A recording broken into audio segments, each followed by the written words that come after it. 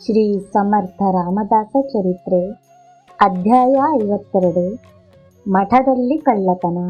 ಮಾಯೆಯು ಸತ್ಯವೋ ಮಾಯೆಯೋ? ಶಿವಾಜಿಗೆ ಆತ್ಮಾನುಭೂತಿ. ಶಿವಾಜಿಯವರ ಅಂತ್ಯ. ಮಠದಲ್ಲಿ ಕಳ್ಳರು. ಶ್ರೀ ನಿತ್ಯಾನಂದರು ಹೀಗೆ ಹೇಳಿದರು.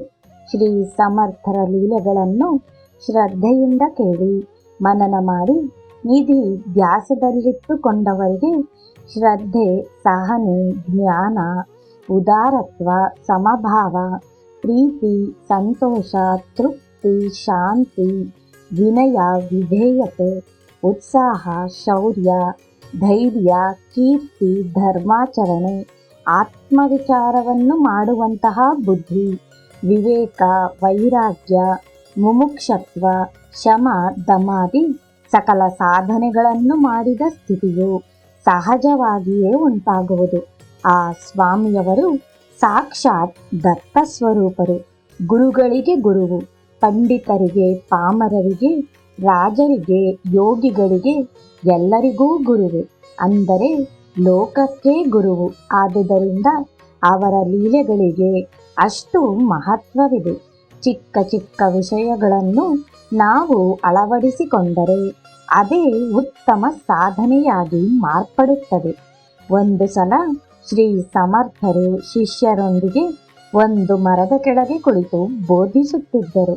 ಮಕ್ಕಳೇ, ಶ್ರೀರಾಮನ ಕೃಪೆಯು ಅಲ್ಪ ಪ್ರಾಣಿಯಾದ ಅಳಿಲಿಗೆ ಲಭಿಸಿತು. ಅದರ ಸಾಹಸವನ್ನು ಗಮನಿಸಿ ಅದನ್ನು ಪ್ರೀತಿಯಿಂದ ಮುಟ್ಟಿದಾಗ ಅದು ಪುಳಕಿತಗೊಂಡಿತು. ಅದರ ಮೇಲೆ ಶ್ರೀರಾಮನ ಬೆರಳಿನ ಗುರುತುಗಳು ಏರ್ಪಟ್ಟವು. ಆಗ ಅದು ಶ್ರೀರಾಮನನ್ನು ಕುರಿತು, ತಂದೆಯೇ, ಈ ಗುರುತುಗಳು ಹೀಗೆ ಏರ್ಪಟ್ಟಿರುವುದಕ್ಕೆ ನನಗೆ ಬಹಳ ಸಂತೋಷವಾಗಿದೆ. ಆದರೆ ಪ್ರಭುವೇ, ಇದು ನನ್ನಲ್ಲಿ ಅಹಂಕಾರವು ಬೆಳೆಯಲು ಕಾರಣವಾಗಬಲ್ಲದು. ನನ್ನ ಜೊತೆಗಿನ ಅಳಿಲುಗಳಿಗೆ ನನ್ನ ಮೇಲೆ ಈರ್ಷೆಗೆ ಕಾರಣವಾಗಬಲ್ಲದು. ಆದುದರಿಂದ ನಮ್ಮ ಜಾತಿಯೆಲ್ಲಕ್ಕೂ ಈ ಗುರುತುಗಳಿರುವಂತೆ ಅನುಗ್ರಹಿಸಿರಿ. ಆಗ ಎಲ್ಲರಿಗೂ ಸಂತೋಷವಾಗುತ್ತದೆ ಎಂದು ಪ್ರಾರ್ಥಿಸಿತು ಎಂದು ಗುರುಗಳು ಹೇಳಿ, ಹೀಗೆ ಎಲ್ಲರ ಸಂತೋಷವನ್ನು ಪ್ರತಿಯೊಬ್ಬರೂ ಕೋರಿಕೊಳ್ಳಬೇಕೆಂದು ಉದ್ಬೋಧಿಸುತ್ತಿದ್ದರು. ಅರ್ಧರಾತ್ರಿಯಾಯಿತು. ಅಷ್ಟರಲ್ಲಿ ಯಾರೋ ಒಬ್ಬರು ನಮ್ಮ ಧಾನ್ಯಾಗಾರದ ಬಳಿ ಶಬ್ದವು ಕೇಳಿಸಿತು ಎಂದರು.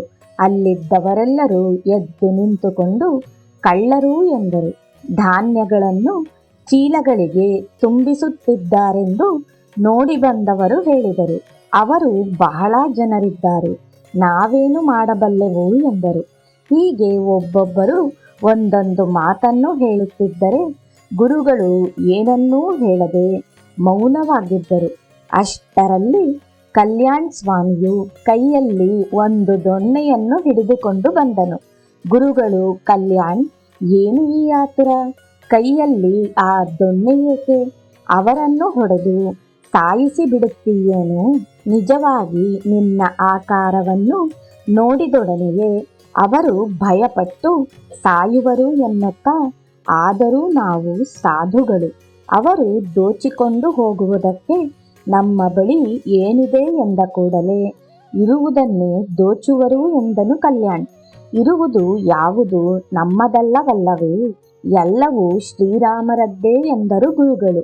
ಆದರೆ ಕಳ್ಳತನ ಮಾಡುವುದು ತಪ್ಪೇ ಆಗುತ್ತದೆ, ಅದಕ್ಕೆ ಶಿಕ್ಷೆ ಇಲ್ಲವೇ ಎಂದಾಗ ಗುರುಗಳು, ನೀನು ಅವರು ಬೇರೆಯವರು ಎಂಬ ಭಾವನೆಯನ್ನು ಬಿಟ್ಟು ಬಿಟ್ಟರೆ ಇದರಲ್ಲಿ ಅವರು ಪಾಲುದಾರರೆಂದು ಅರ್ಹರೆಂದು ತಿಳಿಯುತ್ತದೆ ಕಲ್ಯಾಣ್ ಎಂದರು. ಕಲ್ಯಾಣ್ ಸ್ವಾಮಿಯು, ಹಾಗಾದರೆ ಅವರನ್ನು ದೋಚಿಕೊಂಡು ಹೋಗಲು ಬಿಟ್ಟು ಬಿಡೋಣ. ಬಡಬಗ್ಗರಿಗೆ ಹಂಚುವುದರಲ್ಲಿ ನ್ಯಾಯವಿದೆಯೇ ಹೊರತು ಕಳ್ಳತನಕ್ಕೆ ಪ್ರೋತ್ಸಾಹಿಸುವುದರಲ್ಲಿ ಯಾವ ನ್ಯಾಯವಿದೆಯೋ? ಏನಾದರೂ ಮಾತಾಡಿದರೆ ಗುರುಗಳನ್ನು ಎದುರಿಸಿದ ದೋಷ ಉಂಟಾಗುತ್ತದೆ ಎಂದು ತನ್ನೊಳಗೆ ತಾನು ಗೊಣಗುತ್ತಿದ್ದನು. ಕಲ್ಯಾಣ್ ಗುರುವನ್ನು ಧಿಕ್ಕರಿಸಿದೆ ಎಂದು ನಾನೇನು ಅಂದುಕೊಳ್ಳುವುದಿಲ್ಲ. ನಿನ್ನ ಬಾಧೆ ಏನು ಹೇಳು ಎಂದರು. ಕಲ್ಯಾಣನು ಮೌನವಾಗಿದ್ದರೆ ಮತ್ತೆ ನಾನೇನು ಅಂದುಕೊಳ್ಳುವುದಿಲ್ಲ. ನಿನ್ನ ಬಾಧೆಯನ್ನು ಹೇಳಿಕೊಳ್ಳುವುದಕ್ಕೆ ನನ್ನ ಅಭ್ಯಂತರವಿಲ್ಲ. ನೀನು ನಾನು ಬೇರೆ ಬೇರೆಯಲ್ಲವಲ್ಲವೇ ಎಂದು ಗುರುಗಳು ಮತ್ತೆ ಮತ್ತೆ ಕೇಳುತ್ತಿದ್ದರೆ ಕಲ್ಯಾಣನು ಗುರುದೇವರೇ, ಎಲ್ಲರಲ್ಲಿಯೂ ಎಲ್ಲ ಜೀವಿಗಳಲ್ಲಿಯೂ ಇರುವವನು ಪರಮಾತ್ಮನೇ.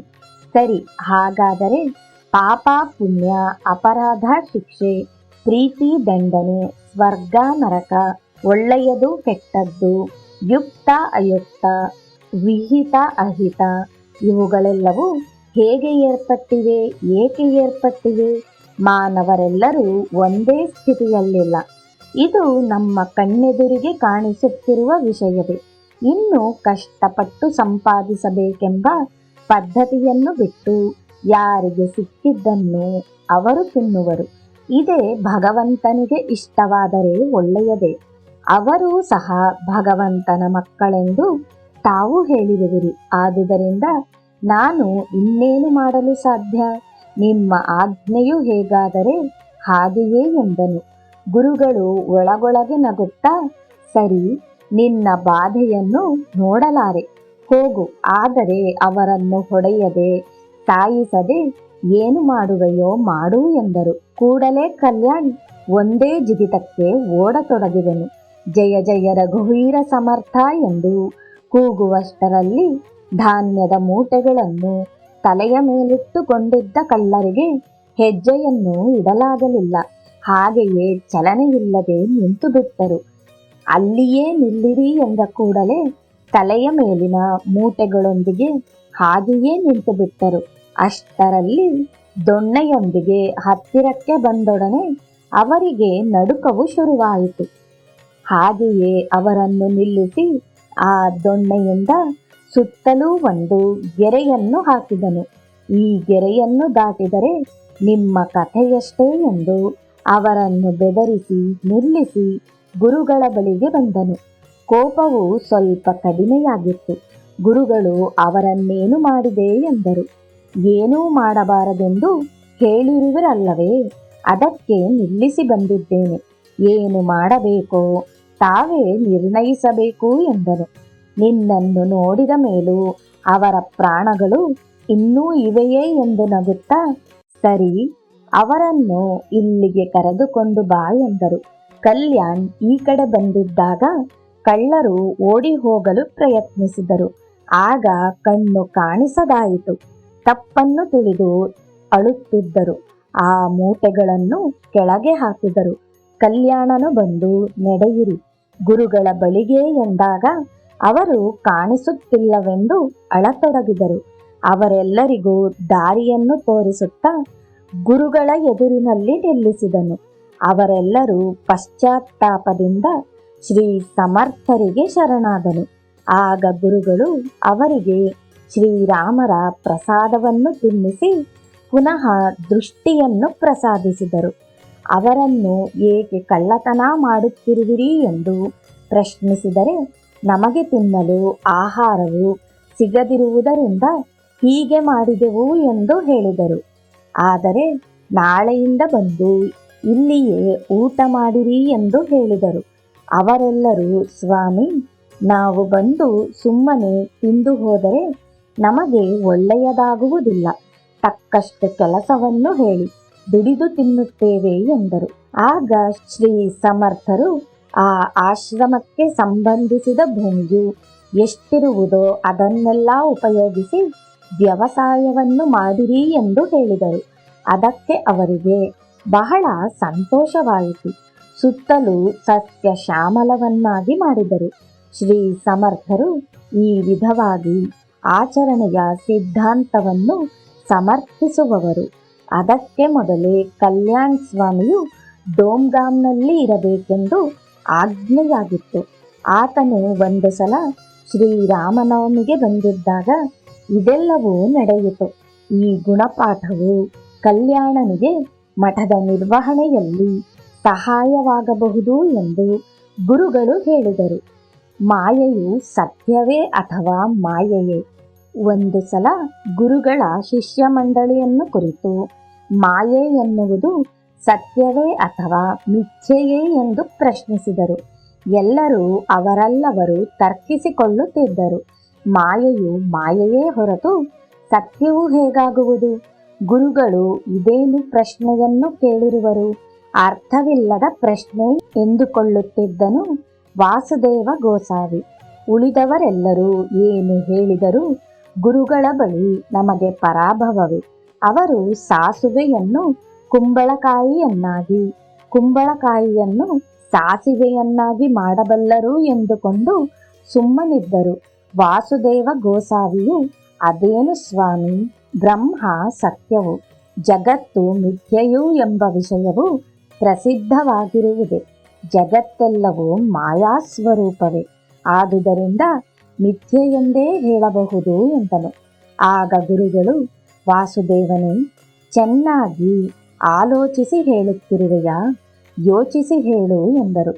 ಗುರುಗಳೇ, ಇದರಲ್ಲಿ ಆಲೋಚಿಸುವುದಕ್ಕೇನಿದೆ ಎಂದನು. ಗುರುಗಳು, ಜಗತ್ತನ್ನು ಮಾಯೆ ಎಂದು ಹೇಳಿರುವೆ. ಅಂದರೆ ಮಾಯೆಯು ಇರುವ ಹಾಗೆಯೇ ಅಲ್ಲವೇ? ಮತ್ತೆ ಸತ್ಯವಲ್ಲವೆಂದು ಹೇಗೆ ಹೇಳುವೆ ಎಂದರು. ಆ ಗೋಸಾವಿಯು, ಹೌದು ಸ್ವಾಮಿ, ಎಷ್ಟು ಆಲೋಚಿಸಿದರೂ ಜಗತ್ತು ಮಿಥ್ಯೆಯೇ ಎಂದನು. ಆಗ ಎಲ್ಲರನ್ನೂ ಕುರಿತು, ಏನು, ಆತನು ಹೇಳಿದ್ದು ನಿಮಗೇನಾದರೂ ಅರ್ಥವಾಯಿತೇ ಎಂದು ನಗುತ್ತಾ ಪ್ರಶ್ನಿಸಿದರು. ಎಲ್ಲರೂ ಗೊಂದಲದಲ್ಲಿ ಬಿದ್ದರು. ಕೆಲ ದಿನಗಳ ನಂತರ ಇದನ್ನು ಎಲ್ಲರೂ ಮರೆತು ಹೋದರು. ಒಂದು ದಿನ ಒಬ್ಬ ಗಾರಡಿಯವನು ಶ್ರೀ ಸಮರ್ಥರ ಮುಂದೆ ತನ್ನ ಗಾರಡಿ ವಿದ್ಯೆಯನ್ನು ಪ್ರದರ್ಶಿಸಲು ಬಂದನು. ಸರಿ, ಗುರುಗಳು ಎಲ್ಲರನ್ನೂ ಕರೆಸಿದರು. ಅವರೆಲ್ಲರೂ ಒಂದು ಗಾರಡಿ ವಿದ್ಯೆಯನ್ನು ನೋಡತೊಡಗಿದರು. ಆ ಗಾರಡಿಯವನು ಮೊದಲು ಗುರುಗಳಿಗೆ ಪಾದಾಭಿವಂದನೆಯನ್ನು ಮಾಡಿ ತನ್ನ ವಿದ್ಯೆಯನ್ನು ಪ್ರದರ್ಶಿಸತೊಡಗಿದನು. ಗಾರಡಿಯವನು ಒಂದು ಚರ್ಮದ ತುಂಡನ್ನು ತೋರಿಸಿ, ಇದೋ ನೋಡಿರಿ, ಈ ಚರ್ಮವನ್ನು ಹಾವಾಗಿ ಮಾಡುತ್ತಿದ್ದೇನೆ ಎಂದು ಮಂತ್ರವನ್ನು ಹೇಳಿದನು. ಅದು ಹಾವಾಯಿತು. ಎಲ್ಲರೂ ನೋಡುತ್ತಿದ್ದರು. ಗುರುಗಳು ಆ ಗೋಸಾವಿಯೊಂದಿಗೆ, ಅದೋ ಹಾವು ಎಂದರು. ಆ ಗೋಸಾವಿಯು, ಅದು ಮಾಯಾ ಹಾವು ಸ್ವಾಮಿ ಎಂದನು. ಗುರುಗಳು ಮಾಯೆಯು ಸತ್ಯವೇ ಅಥವಾ ಮಿಥ್ಯೆಯೇ ಎಂದು ಮತ್ತೆ ಹಳೆಯ ಪ್ರಶ್ನೆಯನ್ನೇ ಕೇಳಿದರು. ಆ ಗೋಸಾವಿಯು ಮತ್ತೆ ಹಳೆಯ ಉತ್ತರವನ್ನೇ ಕೊಟ್ಟನು. ಗುರುಗಳು ಆ ಗಾರಡಿಯವನೊಂದಿಗೆ ಆ ಹಾವನ್ನು ಗೋಸಾವಿಯ ಕೈಯಿಗೆ ಕೊಡುವಂತೆ ಹೇಳಿದರು. ಅದು ಮಾಯಾ ಹಾವೇ ಅಲ್ಲವೇ? ಹಿಡಿದುಕೋ ಎಂದರು. ಆ ಗೋಸಾವಿಯು ಸ್ವಲ್ಪ ಭಯಪಡುತ್ತಲೇ ಅದರ ಬಾಯಿಯನ್ನು ಹಿಡಿದುಕೊಂಡನು. ಹಾಗೆ ಹಿಡಿದುಕೊಂಡೊಡನೆಯೇ ಅದು ಕಚ್ಚಿಬಿಟ್ಟಿತು. ತಕ್ಷಣ ಬಿಟ್ಟು ಬಿಟ್ಟನು. ಬಾಧೆಯಿಂದ ಒದ್ದಾಡತೊಡಗಿದನು. ಗುರುಗಳು, ಅದು ಮಿಥ್ಯೆಯೇ ಅಲ್ಲವೇ? ನೀನೇಕೆ ಒದ್ದಾಡುತ್ತಿರುವೆ ಎಂದು ಕೇಳಿದರು. ಗೋಸಾವಿಯು, ಅದು ಮಿಥ್ಯೆಯೇ, ಆದರೂ ನನ್ನ ಬಾಧೆಯು ಮಾತ್ರ ಸತ್ಯ. ನನ್ನನ್ನು ತಾವೇ ಕಾಪಾಡಬೇಕು ಎನ್ನುತ್ತಾ ಪಾದಗಳನ್ನು ಹಿಡಿದುಕೊಂಡನು. ಆ ಗಾರಡಿಯವನೊಂದಿಗೆ ಕರೆದು ಆ ಹಾವಿನಿಂದ ವಿಷವನ್ನು ತೀರಿಸಿಕೊಳ್ಳುವಂತೆ ಆದೇಶಿಸಿದರು. ಎಲ್ಲಿ ಕಚ್ಚಿತೋ ಅಲ್ಲಿಯೇ ಮತ್ತೆ ಕಚ್ಚಿಸಿ ಅದರ ಹೆಡೆಯ ಮೇಲೆ ತಟ್ಟಿದಾಗ ಆ ಹಾವು ವಿಷವನ್ನು ಹೀರಿಕೊಂಡಿತು. ಗೋಸಾವಿಯ ಬಾಧೆಯು ಕಡಿಮೆಯಾಯಿತು. ಆದರೆ ಕಚ್ಚಿದ ಗಾಯವು ಮಚ್ಚೆಯಾಗಿ ಉಳಿಯಿತು. ಗುರುಗಳು, ವಾಸುದೇವನೇ, ಮಾಯೆಯು ಸತ್ಯವೇ ಮಿಥ್ಯೆಯೇ? ಏನು ಈಗ ಅರ್ಥವಾಯಿತೇ ಎಂದು ಪ್ರಶ್ನಿಸಿದರು. ಆತನು ಕೈಗಳನ್ನು ಜೋಡಿಸಿಕೊಂಡು, ಸದ್ಗುರುನಾಥ, ಮಾಯೆಯು ಮಿಥ್ಯೆಯೇ, ಆದರೂ ಸದ್ಗುರುವಿನ ಕೃಪೆಯಿಲ್ಲದಿರುವಾಗ ಅದೇ ಸತ್ಯವಾಗಿ ಕಾಡುತ್ತದೆಂದು ಅರ್ಥವಾಯಿತು ಎಂದನು.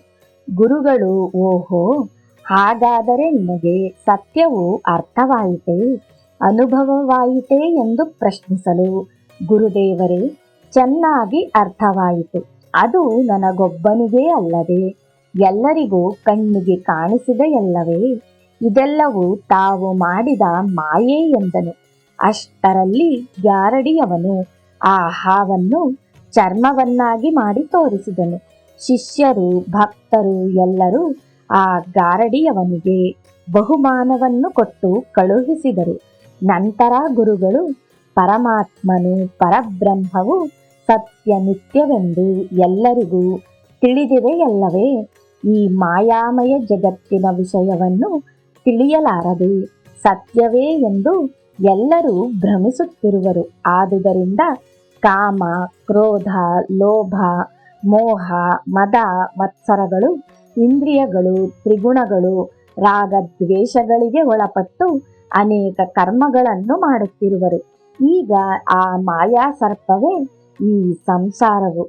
ಅದರ ವಿಷದಿಂದ ಉಂಟಾದ ಬಾಧೆಯೇ ಕರ್ಮಾನುಭವಗಳು. ಇವುಗಳಿಂದ ಬಿಡುಗಡೆಯಾಗಬೇಕು. ಅದಕ್ಕೆ ಭಗವಂತನ ಕೃಪೆ, ಸದ್ಗುರು ಕೃಪೆ ಅತ್ಯವಶ್ಯಕವೆಂದು ನಮ್ಮ ಗೋಸಾವಿಯು ಅನುಭವಪೂರ್ವಕವಾಗಿ ಗ್ರಹಿಸಿ ಹೇಳುತ್ತಿರುವನು ಎಂದು ಎಲ್ಲರನ್ನೂ ನಗಿಸಿದರು. ಮಾಯೆ ಎಂಬ ಪದವು ಚಿಕ್ಕದಾದರೂ ಅದನ್ನು ತಿಳಿಯಬೇಕಾದರೆ ಸದ್ಗುರು ಬೋಧೆಯನ್ನು ಶ್ರವಣ, ಮನನ, ನಿಧಿ, ಧ್ಯಾಸಗಳ ಮೂಲಕ ಸಾಧನೆಯನ್ನು ಮಾಡಬೇಕು. ಸತ್ಯ, ನಿತ್ಯ, ಶಾಶ್ವತವಾದ ಪರಮಾತ್ಮನನ್ನು ತಿಳಿದುಕೊಳ್ಳಬೇಕು. ಅದಕ್ಕಾಗಿ ಸಾಧನೆಯು ಮುಖ್ಯ. ಆ ಸಾಧನೆಯನ್ನು ಹೇಗೆ ಮಾಡಬೇಕೆಂಬುದನ್ನು ಅನೇಕ ಗ್ರಂಥಗಳಲ್ಲಿ ಮಹರ್ಷಿಗಳಿಂದ ಹೇಳಲ್ಪಟ್ಟಿದೆ. ಆದರೆ ಗ್ರಂಥಗಳಲ್ಲಿ ಸಾಧನಾ ವಿಧಾನಗಳು ಅನೇಕವಾಗಿದ್ದು ಸಾಧಕನ ಮನಸ್ಸು ಗೊಂದಲಕ್ಕೀಡು ಮಾಡುತ್ತವೆ. ಅಂತಹ ಸಾಧಕನು ಗಮ್ಯವನ್ನು ಸೇರಲಾರನು. ಆದುದರಿಂದಲೇ ಶ್ರೀಕೃಷ್ಣನು ಅರ್ಜುನನಿಗೆ ಸ್ಪಷ್ಟವಾಗಿ ಹೀಗೆ ಬೋಧಿಸಿರುವನು. ತದ್ವಿಧಿ ಪ್ರಣಿಪಾತೇನ ಪರಿಪ್ರಶ್ನೇನ ಸೇವೆಯ ಉಪದೇಕ್ಷಂತಿ ತೇ ಜ್ಞಾನಂ ಜ್ಞಾನಿನಃ ಸತ್ವದರ್ಶಿನಃ. ಅರ್ಜುನ, ತತ್ವದರ್ಶಿಗಳಾದವರು ನಿರಂತರ ಪರಮಾತ್ಮ ಪರಬ್ರಹ್ಮದಲ್ಲಿಯೇ ವರ್ತಿಸುತ್ತಿರುವರು. ಆದುದರಿಂದ ಅವರ ಬಳಿ ಸೇರಿ ಅವರ ಸೇವೆಯನ್ನು ಮಾಡಿ ಸಮಯವನ್ನು ತಿಳಿದು ಸಂಪೂರ್ಣ ಶರಣಾಗತನಾಗಿ ಪ್ರಶ್ನಿಸಿ ಅವರ ಮೂಲಕ ತತ್ವವನ್ನು ತಿಳಿದುಕೊಳ್ಳಬೇಕು ಎಂದು ಬೋಧಿಸಿದರು. ಭಗವತ್ ತತ್ವವಾಗಲಿ ಸದ್ಗುರು ತತ್ವವಾಗಲಿ ಅಷ್ಟು ಸುಲಭವಾಗಿ ಅರ್ಥವಾಗುವುದಿಲ್ಲ. ಸಾಧಕನ ಸ್ಥಿತಿಗೆ ತಕ್ಕಂತೆ ಮಾತ್ರ ಅರ್ಥವಾಗುತ್ತಿರುತ್ತದೆ. ಒಂದೇ ಸಮಯದಲ್ಲಿ ಅನೇಕರು ಸದ್ಗುರುವಿನ ಬೋಧೆಯನ್ನು ಕೇಳುವರು. ಆದರೆ ಅವರವರ ಸಾಧನಾ ಮಟ್ಟಕ್ಕೆ ತಕ್ಕಷ್ಟು ಮಾತ್ರ ಅರ್ಥವಾಗುತ್ತದೆ. ಆದುದರಿಂದ ಒಂದೇ ಬಾರಿಗೆ ಎಲ್ಲರೂ ಮುಮುಕ್ಷುಗಳಾಗಿಯಾಗಲಿ ಬೈರಾಗಿಗಳಾಗಿಯಾಗಲಿ ಜ್ಞಾನಿಗಳಾಗಿಯಾಗಲಿ ಬದಲಾಗಲು ಅವಕಾಶವಿಲ್ಲ.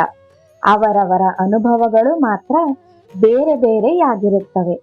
ಅಷ್ಟೇ ಅಲ್ಲದೆ ಒಂದೇ ಬೋಧೆಯನ್ನು ಅನೇಕ ಸಲ ಗುರುವಿನಿಂದ ಕೇಳುವಾಗ ಒಂದೊಂದು ಸಲ ಹೊಸ ಅರ್ಥಗಳು ಸ್ಫುರಿಸುತ್ತಾ ಸಾಧಕನನ್ನು ಆಳವಾಗಿ ಆಲೋಚಿಸುವಂತೆ ಮಾಡುತ್ತದೆ. ಅದನ್ನೇ ಬ್ರಹ್ಮ ವಿಚಾರ ಎನ್ನುವರು. ಆ ವಿಧವಾಗಿ ಆಚರಣೆಯನ್ನು ಮಾಡಿ ತನಗೆ ತಾನೇ ಬ್ರಹ್ಮತತ್ವವನ್ನು ಆವಿಷ್ಕರಿಸಿಕೊಳ್ಳುವವರೆಗೆ ಮಾಯೆಯ ತೆರೆಯು ತೊಲಗುವುದಿಲ್ಲ.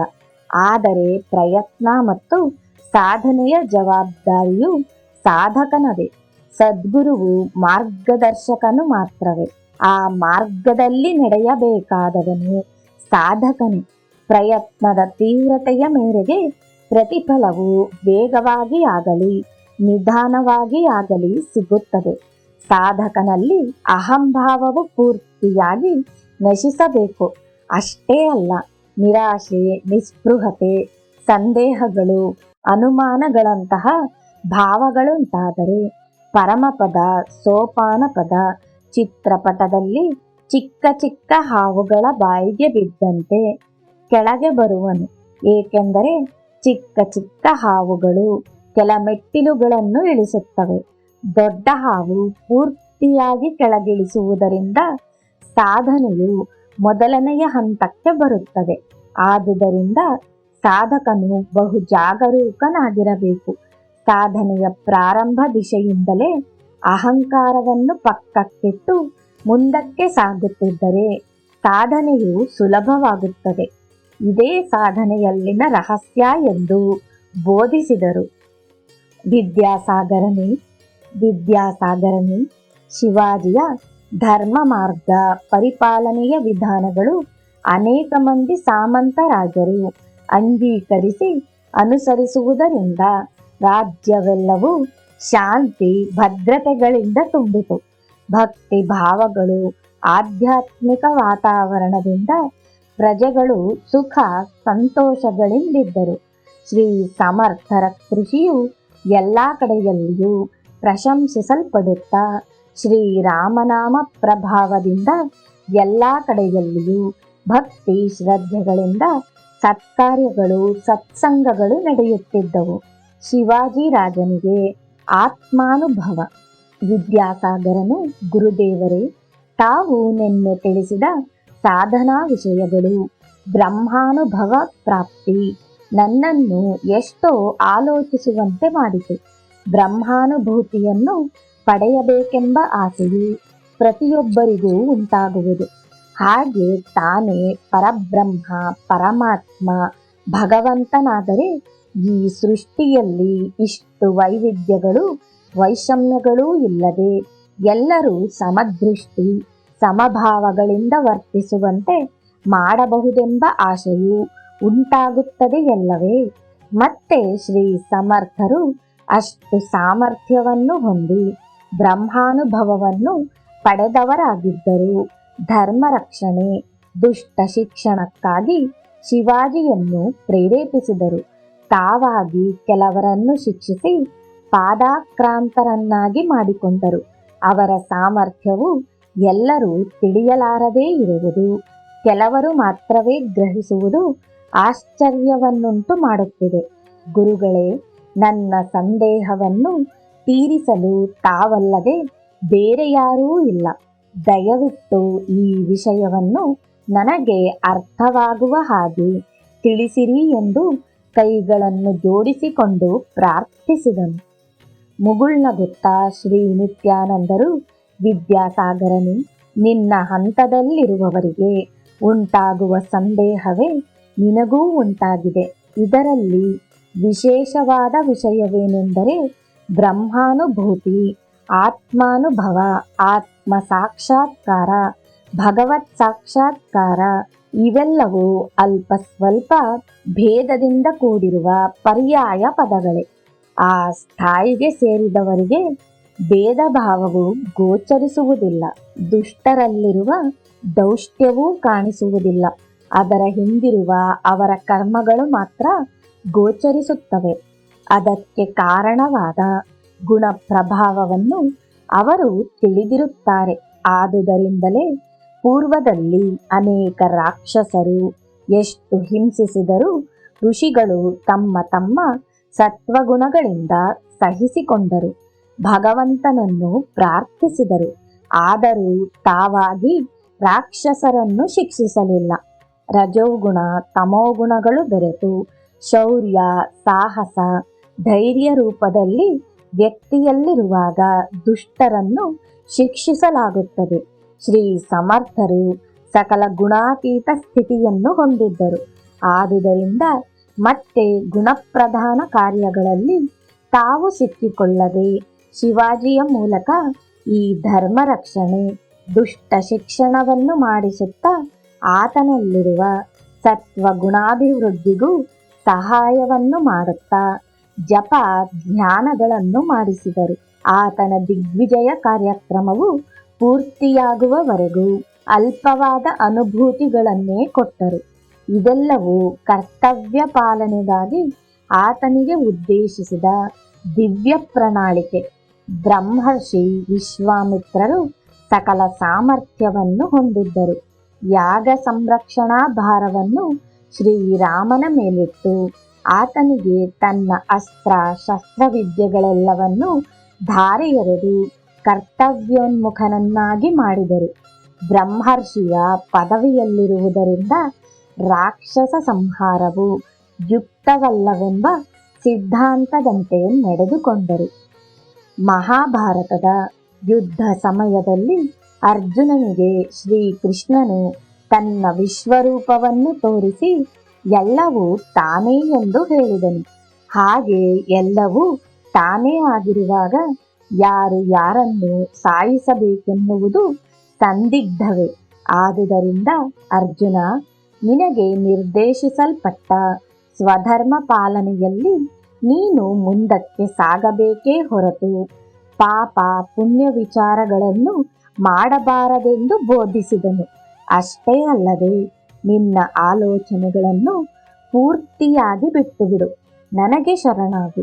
ನಿನ್ನ ಭಾರವೆಲ್ಲವನ್ನು ನಾನು ಹೊರುತ್ತೇನೆ. ಅಂದರೆ ನಿನಗೆ ಯಾವ ವಿಧವಾದ ಪಾಪವೂ ಅಂಟದಂತೆ ಸಕಲ ಪಾಪ ವಿಮುಕ್ತನನ್ನಾಗಿ ಮಾಡುವನು ಎಂದು ವಾಗ್ದಾನವನ್ನು ಮಾಡಿರುವನು. ಸರ್ವಧರ್ಮಾನ್ ಪರಿತ್ಯಜ್ಯ ಮಾಮೇಕಂ ಶ್ರವಣವ್ರಜ ಅಹಂ ತ್ವಾ ಸರ್ವ ಪಾಪೇಭ್ಯೋ ಮೋಕ್ಷಾಯಿಷ್ಯಾಮಿ ಮಾ ಶುಚಃ. ಅದೇ ರೀತಿ ಶಿವಾಜಿಯಿಂದ ಶ್ರೀ ಸಮರ್ಥರು ಯುದ್ಧಗಳನ್ನು ಮಾಡಿಸುವುದು, ಆಪತ್ತಿನಲ್ಲಿ ರಕ್ಷಣೆಯನ್ನು ಕಲ್ಪಿಸುವುದು, ವಿಜಯ ಪರಂಪರೆಯನ್ನು ಪ್ರಸಾದಿಸುವುದೂ ನಡೆಯಿತು. ಎಷ್ಟು ವಿಜಯಗಳನ್ನು ಸಾಧಿಸಿದರೂ ತಾನು ಸಾಧಿಸಿದನೆಂಬ ಅಹಂಕಾರವು ಶಿವಾಜಿಗೆ ಎಂದಿಗೂ ಬರಲಿಲ್ಲ. ಅದೇ ಸಾಧನೆಯಲ್ಲಿನ ರಹಸ್ಯ. ಪ್ರತಿ ಕ್ಷಣ ತನ್ನ ಗುರುಗಳಿಗೆ ಆರ್ತಿಯಿಂದ ಶರಣಾದನು. ಸುಸ್ಥಿರ ರಾಜ್ಯ ಸ್ಥಾಪನೆಯ ನಂತರ ತಾನು ತಪಸ್ಸು ಮಾಡಬೇಕೆಂಬ ಕೋರಿಕೆಯನ್ನು ಹೊರಗಿಟ್ಟನು. ಶ್ರೀ ಸಮರ್ಥರು, ನೀನು ನಿನ್ನ ಸಾಧನೆಯನ್ನು ಚೆನ್ನಾಗಿಯೇ ಮಾಡುತ್ತಿರುವೆಯಲ್ಲವೇ ಎಂದು ಸಮರ್ಥಿಸುತ್ತಾ ಬಂದರು. ಆತನಿಗೆ ಆದೇಶಿಸಿದ್ದ ಧರ್ಮರಕ್ಷಣೆಯೇ ಸಾಧನೆ. ಈ ವಿಧವಾಗಿ ಪ್ರತಿ ಬಾರಿಯೂ ಶಿವಾಜಿಯವರು ಗುರುಗಳ ಆಶೀರ್ವಾದವನ್ನು ಪಡೆಯುವುದು, ವಿಜಯವನ್ನು ಸಾಧಿಸುವುದು ನಡೆಯುತ್ತಿತ್ತು. ಶ್ರೀ ಸಮರ್ಥರು ಸಜ್ಜನಗಡದಲ್ಲಿದ್ದಾಗ ಒಂದು ಸಲ ಶಿವಾಜಿಯವರು ಗುರುಗಳನ್ನು ದರ್ಶಿಸಿದರು. ಜೀವನದ ಪರಮಾರ್ಥವನ್ನು ನಾನು ಹೇಗೆ ಸಾಧಿಸಬೇಕು ಎಂದು ಕೇಳಿದರು. ಅದಕ್ಕೆ ಗುರುಗಳು ಪ್ರಸನ್ನರಾಗಿ, ನಮ್ಮಿಂದ ಶ್ರೀರಾಮ ಪ್ರಭುವು ಎಲ್ಲಿಯವರೆಗೆ ಮಾಡಿಸಬೇಕೆಂದು ಕೊಂಡಿರುವನೋ ಆತನ ಇಚ್ಛಾನುಸಾರವಾಗಿ ನಾವು ನಡೆಯಬೇಕು. ಜೀವನವನ್ನೇ ಆತನ ಪಾದಾರವಿಂದಗಳಲ್ಲಿ ಸಮರ್ಪಿಸಿ ನಡೆದುಕೊಳ್ಳುತ್ತಿರುವೆ. ಇದಕ್ಕಿಂತಲೂ ಪರಮಾರ್ಥವು ಏನು ಬೇಕು ರಾಜನೇ? ಈಗಿರುವ ನಿನ್ನ ಸ್ಥಿತಿಯು ಯಾರಿಗಿದೆ? ಸಕಲ ಸಂಪತ್ತು ನಿನ್ನದಲ್ಲವೆಂಬ ಸಂಪೂರ್ಣ ಭಾವವು ನಿನಗಿದೆ. ನಿನ್ನ ಶರೀರವು, ನಿನ್ನ ಸಂಸಾರವು ನಿನ್ನದಲ್ಲ. ನೀನು ಯಾರು, ನಾನು ಯಾರು ಎಂದು ಗುರುಗಳು ವಿವರಿಸುತ್ತಿರುವಾಗಲೇ ಶಿವಾಜಿಯವರಿಗೆ ಸಮಾಧಿ ಸ್ಥಿತಿಯುಂಟಾಯಿತು. ಸ್ವಲ್ಪ ಹೊತ್ತು ಹಾಗಿರಲು ಬಿಟ್ಟು ಮತ್ತೆ ಸಾಮಾನ್ಯ ಸ್ಥಿತಿಯನ್ನು ಕಲ್ಪಿಸಿದರು. ಶಿವಾಜಿಯವರು ಕೈಗಳನ್ನು ಜೋಡಿಸಿ, ಅದಕ್ಕೆ ಮೊದಲು ಯಾವಾಗಲೂ ಇಂತಹ ಅನುಭೂತಿಯುಂಟಾಗಿಲ್ಲವೆಂದು ಈ ಬ್ರಹ್ಮಾನಂದವನ್ನು ತಾವು ನಿರಂತರವಾಗಿ ಬಯಸುತ್ತಿದ್ದೇನೆಂದು ಕೋರಿದರು. ಗುರುಗಳು ಪಕಪಕ ನಗುತ್ತಾ, ಶಿವಾಜಿ, ನೀನು ಜನಕ ಮಹಾರಾಜನಂತಹವನಪ್ಪ. ಶ್ರೀ ಸಮರ್ಥರು ಹಾಗೆ ಬೋಧಿಸುತ್ತಿದ್ದ ಸಮಯದಲ್ಲಿ ಆ ದಿವ್ಯಮಂಗಳ ಮೂರ್ತಿಯಲ್ಲಿ ಅಪ್ರಯತ್ನವಾಗಿ ಶಿವಾಜಿಯವರಿಗೆ ಶ್ರೀರಾಮನ ದರ್ಶನವಾಯಿತು. ಸ್ವಲ್ಪ ಹೊತ್ತಿಗೆ ಏನೇನೋ ಕೇಳಬೇಕೆಂದುಕೊಳ್ಳುತ್ತಿದ್ದ ಸಂದರ್ಭದಲ್ಲಿ ಸ್ವತಃ ಶ್ರೀ ಸಮರ್ಥರೇ ಶಿವಾಜಿಯವರನ್ನು ತಬ್ಬಿಕೊಂಡು ಬೆನ್ನನ್ನು ಸವರುತ್ತಾ, ಮಗು, ಒಳ್ಳೆಯ ಸಾಧನೆಯನ್ನು ಮಾಡಿರುವೆ. ನಿನ್ನ ಸಾಧನೆಗೆ ತಕ್ಕ ಪಾರಿತೋಷಕವು ಲಭಿಸಿದೆ. ನಿನ್ನ ಜನ್ಮವು ಸಾರ್ಥಕವಾಗಿದೆ ಎನ್ನುತ್ತಿರಲು ಇಬ್ಬರ ಕಣ್ಣುಗಳಿಂದ ಆನಂದ ಬಾಷ್ಪಗಳು ಧಾರೆಯಾಗಿ ಸುರಿಯತೊಡಗಿದವು. ಈ ಕೊನೆಯ ಮಾತುಗಳನ್ನು ಮಾತ್ರ ಉದ್ಧವನು ಕೇಳಿಸಿಕೊಂಡನು. ಈ ಇಬ್ಬರ ಪರಿಸ್ಥಿತಿಯನ್ನೂ ಗಮನಿಸಿದನು. ನಂತರ ಶಿವಾಜಿಯವರು 4 ದಿನಗಳು ಪ್ರಶಾಂತವಾಗಿ ಅಲ್ಲಿಯೇ ಇದ್ದರು. ಕಲ್ಯಾಣ್ ಸ್ವಾಮಿಯು ಅಲ್ಲಿಲ್ಲದಿರುವುದರಿಂದ ಹೆಚ್ಚಿನ ಕಾರ್ಯಭಾರವು ಉದ್ಧವನ ಮೇಲಿತ್ತು. ಅಷ್ಟು ದಿನಗಳು ಶಿವಾಜಿಯವರನ್ನು ಸೂಕ್ಷ್ಮವಾಗಿ ಗಮನಿಸುತ್ತಿದ್ದನು. ಅವರು ಎಷ್ಟೋ ತೃಪ್ತಿಯಿಂದಲೂ ಪ್ರಸನ್ನತೆಯಿಂದಲೂ ಪರಿಪೂರ್ಣವಾದ ಆನಂದಾನುಭೂತಿಯನ್ನು ಅನುಭವಿಸುತ್ತಾ, ಯಾವ ಸಂದೇಹಗಳು ಸಮಸ್ಯೆಗಳೂ ಇಲ್ಲದ ಸ್ಥಿತಿಯಲ್ಲಿ ಹೆಚ್ಚಿನ ಸಮಯವನ್ನು ಮೌನದಲ್ಲಿಯೋ ಅಥವಾ ಧ್ಯಾನದಲ್ಲಿಯೂ ಕಳೆಯುತ್ತಿದ್ದರು. ಒಂದು ದಿನ ಉದ್ಧವ ಸ್ವಾಮಿಯು ದಾಸಬೋಧೆಯ ಪಾರಾಯಣವನ್ನು ಮಾಡುವಿರೇನು ಎಂದು ಶಿವಾಜಿಯವರನ್ನು ಪ್ರಶ್ನಿಸಿದನು. ಶ್ರೀ ಸಮರ್ಥರೇ ಸಾಕ್ಷಾತ್ ಈ ಗ್ರಂಥ ಸ್ವರೂಪವಾಗಿರುವಾಗ ಅವರ ದರ್ಶನವೇ ಪಾರಾಯಣವಾಗುವುದಲ್ಲವೇ ಎಂದರು. ಉದ್ಧವನಿಗೆ ಶಿವಾಜಿಯವರಲ್ಲಿ ಉತ್ತಮ ಬದಲಾವಣೆಯು ಕಾಣಿಸಿತು.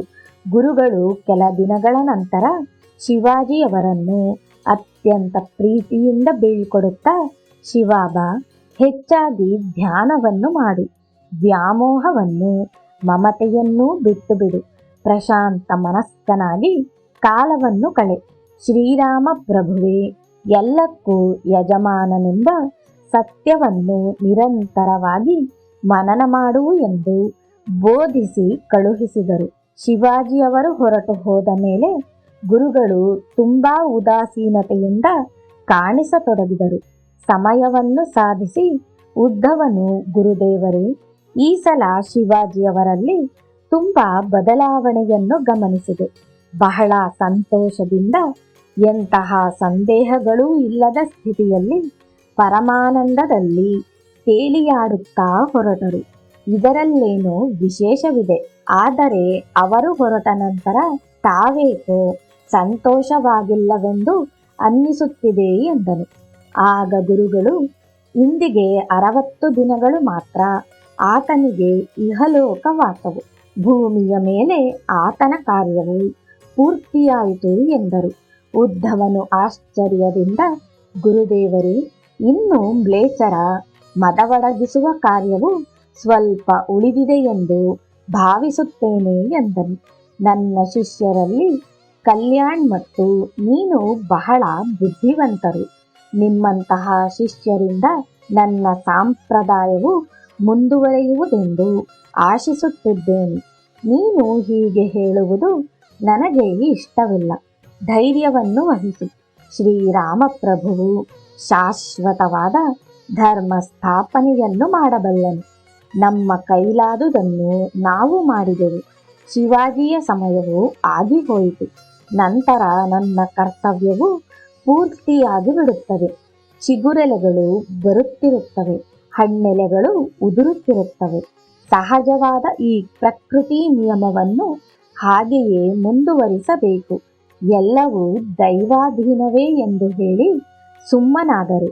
ಉದ್ಧವನು ಈ ವಿಷಯವನ್ನು ಹಾಗೆಯೇ ಮನದಲ್ಲಿಟ್ಟುಕೊಂಡನು. ಶಿವಾಜಿಯವರು ಮಂತ್ರಿಗಳೊಂದಿಗೆ ಸಮಾಲೋಚಿಸಿ ಮುಂದೆ ನಡೆಯಬೇಕಾದ ಕಾರ್ಯಗಳೆಲ್ಲವನ್ನೂ ಬರೆದುಕೊಟ್ಟರು.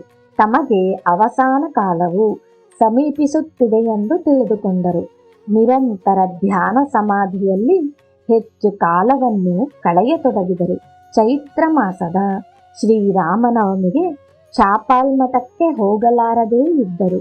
ಶ್ರೀ ಸಮರ್ಥರು ಶ್ರೀರಾಮನವಮಿಯನ್ನು ಶಿಷ್ಯರೇ ನಿರ್ವಹಿಸಬೇಕೆಂದು ಆದೇಶಿಸಿದಾಗ ಈ ಹಠಾತ್ ಪರಿಣಾಮವನ್ನು ಅರ್ಥ ಮಾಡಿಕೊಳ್ಳಲಾಗದೆ ಶಿಷ್ಯರು ಗೊಂದಲಕ್ಕೀಡಾದರು.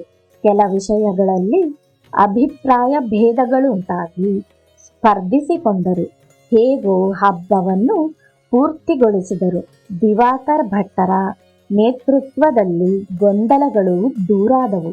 ಈ ವಿಷಯವಾಗಿ ಗುರುಗಳನ್ನು ನೋಡಿ ಅವರಿಗೆ ತಿಳಿಸಬೇಕೆಂದು ಚೈತ್ರ ಹುಣ್ಣಿಮೆಯ ಹಬ್ಬವನ್ನು ಪೂರ್ತಿಗೊಳಿಸಿ ಬಂದ ದಿವಾಕರ್ ಭಟ್ ಮತ್ತಿತರರಿಗೆ ಶಿವಾಜಿ ಮಹಾರಾಜರು ಕಾಲವಾದರೆಂದು ತಿಳಿಯಿತು. ಕೆಲ ದಿನಗಳು ಅವರೆಲ್ಲರೂ ಅಲ್ಲಿಯೇ ಇರತೊಡಗಿದರು. ಆದರೆ ಗುರುಗಳು ತಮ್ಮ ಕೋಣೆಯಿಂದ ಹೊರಗೆ ಬರಲಿಲ್ಲ. ನಂತರ ಶಿವಾಜಿಯವರು ಮಂತ್ರಿಗಳೂ ಬಂದು ಗುರುಗಳನ್ನು ಬೇಡಿಕೊಂಡರು. ತಾವೇ ಬಂದು ಶಂಭಾಜಿಯವರಿಗೆ ಪಟ್ಟಾಭಿಷೇಕವನ್ನು ಮಾಡಿಸಬೇಕೆಂದು ಬಯಸಿದರು. ಆದರೆ ಗುರುಗಳು ದಿವಾಕರ್ ಭಟ್ ಮತ್ತಿತರರನ್ನು ತಮ್ಮ ಪ್ರತಿನಿಧಿಗಳಾಗಿ ಕಳುಹಿಸಿದರು. ಆದರೂ ತಾವು ಮಾತ್ರ ಬರಲಾರೆನೆಂದರು. ಎಂತಹ ಸಂದರ್ಭವು ಗುರುಗಳನ್ನು ಅಲುಗಾಡಿಸಲಿಲ್ಲ. ಆದರೆ ಶಿವಾಜಿಯವರ ವಿಯೋಗವು ಮಾತ್ರ ಅವರನ್ನು ಕಣ್ಣೀರಿಡುವಂತೆ ಮಾಡಿತು. ಶಿವಾಬಾ, ಶಿವಾಬಾ, ನಿನ್ನಂತಹ ಶಿಷ್ಯರತ್ನವನ್ನು ಕಳೆದುಕೊಂಡು ಇನ್ನು ಯಾರಿಗಾಗಿ ನಾನು ಇರಬೇಕು ಎಂದು ಅವರೆಲ್ಲವರು ಬಾಧೆ ಪಡುವುದನ್ನು ನೋಡಿದೆವು ಎಂದು ಅಕ್ಕಾಬಾಯಿ ಉದ್ಧವರು ಕಣ್ಣೀರಿಟ್ಟುಕೊಂಡರು. ಸುಮಾರು ಕೆಲ ತಿಂಗಳ ನಂತರ ಕೋಣೆಯಿಂದ ಹೊರಬಂದು ದಕ್ಷಿಣದ ಕಡೆಯಿರುವ ಆವರಣದಲ್ಲಿ ಆಸೀನರಾದರು. ಶಿಷ್ಯರೆಲ್ಲರೂ ಬಂದು ನಮಸ್ಕರಿಸಿಕೊಂಡ ಮೇಲೆ ಚಾಪಾಳ್ ಮಠದಲ್ಲಿ ಗಲಾಟೆಗಳುಂಟಾಯಿತೆಂದು ಅಕ್ಕಾಬಾಯಿಯನ್ನು ಕೇಳಿದರು. ಆಕೆಯು ಉದ್ಧವ ಸ್ವಾಮಿಯನ್ನು ವಿಚಾರಿಸಲು ಹೇಳಿದಳು. ಉದ್ಧವ ಸ್ವಾಮಿಯು ನಡೆದುದೆಲ್ಲವನ್ನೂ ಹೇಳಿ ತಾವು ಸರಿಯಾದ ನಿರ್ಣಯವನ್ನು ಮಾಡಬೇಕೆಂದು ಕೋರಿದನು. ಕೆಲ ದಿನಗಳ ನಂತರ ಶಿವಾಜಿಯವರ ಪುತ್ರನಾದ ಶಂಭಾಜಿಗೂ ಮಂತ್ರಿಮಂಡಳಿಗೂ ಅಭಿಪ್ರಾಯ ಭೇದಗಳುಂಟಾಗುತ್ತದೆ ಎಂದು ತಿಳಿಯಿತು. ಒಂದು ದಿನ ಶಂಭಾಜಿಯು ಬಂದು ಗುರುಗಳ ಪಾದಕ್ಕೆರಗಿದನು. ಶಿವಾಜಿಯ ಹೆಸರನ್ನು ನಿಲ್ಲಿಸಬೇಕೆಂದು ಕೆಲವು ಹಿತವಚನಗಳನ್ನು ಹೇಳಿದರು. ನಿನ್ನ ಮಂತ್ರಿಗಳೆಲ್ಲರೂ ನಿನ್ನ ತಂದೆ ಸಮಾನರಾಗಿರುವರು, ಅವರನ್ನು ಗೌರವಿಸಬೇಕೆಂದು ಬೋಧಿಸಿದರು. ಶಂಭಾಜಿಯು ಸರಿಯೆಂದು ಎಲ್ಲಕ್ಕೂ ತಲೆಯಾಡಿಸಿದನು. ಆತನಿಗೆ ಹೇಳಿಕೊಡುವವರು ಹೆಚ್ಚಾದರು, ಹಿತವನ್ನು ಹೇಳುವವರು ವಿರೋಧಿಗಳಾದರು. ಆತನನ್ನು ದುರ್ವ್ಯಸನಗಳು ವಶಪಡಿಸಿಕೊಂಡವು. ಇವೆಲ್ಲವೂ ಆಗಾಗ ತಿಳಿಯುತ್ತಿತ್ತು. ಹೀಗಿರಲಾಗಿ ಕೆಲ ದಿನಗಳ ನಂತರ ಗುರುಗಳನ್ನು ನೋಡಲು ಶಾಂಭಾಜಿಯು ಬರುವನೆಂಬ ಸುದ್ದಿಯು ತಿಳಿಯಿತು. ಉದ್ಧವ ಸ್ವಾಮಿಯಿಂದ ಒಂದು ಪತ್ರವನ್ನು ಬರೆಸಿ ಈಗ ತಮ್ಮ ಆರೋಗ್ಯವು ಸರಿಯಿಲ್ಲವೆಂದು ನಂತರ ಬರಬಹುದೆಂದು ಆ ವಾರ್ತೆಯನ್ನು ತಂದವನಿಗೆ ಕೊಟ್ಟು ಕಳುಹಿಸಿದರು. ಶಂಭಾಜಿಯನ್ನು ದಾರಿಗೆ ತರಬೇಕೆಂದು ಗುರುಗಳು ಬಹಳ ಪ್ರಯತ್ನಿಸಿದರು. ಕೊನೆಗೆ ಶ್ರೀರಾಮನದೇ ಭಾರ ಎಂದುಕೊಂಡು ಸುಮ್ಮನಾದರು. ವಿದ್ಯಾಸಾಗರನು ಎಂತಹ ಮಹಾತ್ಮರಾದರೂ ಈ ಸೃಷ್ಟಿಯೆಲ್ಲವನ್ನು ಸರಿಪಡಿಸಲಾರರು. ಅವರವರ ಕರ್ಮ ಪ್ರಭಾವವೇ ವ್ಯಕ್ತಿಗಳನ್ನು ವಶಪಡಿಸಿಕೊಂಡು ಆಡಿಸುತ್ತಿರುತ್ತದೆ ಎಂದು ಶ್ರೀ ನಿತ್ಯಾನಂದರು ಹೀಗೆ ವಿವರಿಸಿ ಜಯ ಜಯ ರಘುವೀರ ಸಮರ್ಥ ಎಂಬ ಜಯಘೋಷವನ್ನು ಮಾಡಿದರು. ಎಲ್ಲರೂ ದನಿಗೂಡಿಸಿದರು. ಶ್ರೀರಾಮ ಜಯ ರಾಮ ಜಯ ಜಯ ರಾಮ. ಇದು ವಿದ್ಯಾಸಾಗರ ಶ್ರೀ ನಿತ್ಯಾನಂದ ಯೋಗಿ ಸಂವಾದ ರೂಪವಾದ ಶ್ರೀ ದತ್ತಾತ್ರೇಯ ಸಂಪ್ರದಾಯ ಶಿಷ್ಯ ಪರಂಪರೆಯಲ್ಲಿನ ಶ್ರೀ ಶ್ರೀ ಶ್ರೀ ಸ್ವಾಮಿ ವಿಠಲಾನಂದ ಸರಸ್ವತಿ ಮಹಾರಾಜ್ ವಿರಚಿತ ಶ್ರೀ ಸ್ವಾಮಿ ಸಮರ್ಥ ರಾಮದಾಸ ಚರಿತ್ರೆಯ 52ನೇ ಅಧ್ಯಾಯವು ಸಂಪೂರ್ಣವಾಯಿತು. ಓಂ ಶಾಂತಿ ಶಾಂತಿ ಶಾಂತಿ.